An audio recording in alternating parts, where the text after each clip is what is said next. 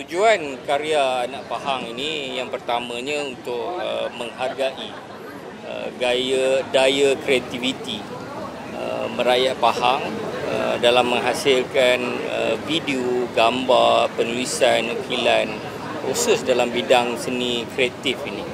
Yang kedua adalah untuk menyebarkan mesej-mesej yang menyatukan rakyat Pahang itu sendiri, dan selain daripada itu menyebarkan berita-berita yang baik yang berlaku di negeri Pahang itu sendiri, sekaligus menangkis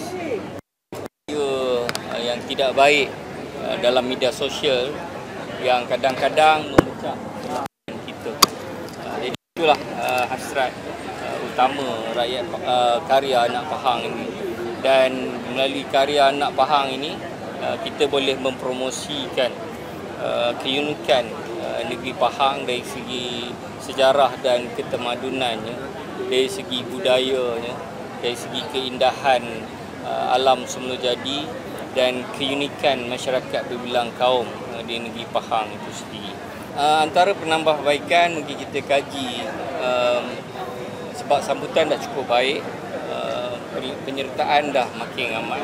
Mungkin dari segi hadiah pertandingan mungkin kita boleh kaji semula. Mungkin tahun depan kalau saya dapat persetujuan yang amat berhormat Menteri Besar, mungkin tambah lagi.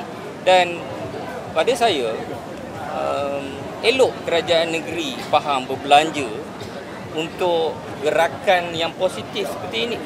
Kita raikan karya rakyat yang menyebar mesej-mesej positif di media sosial.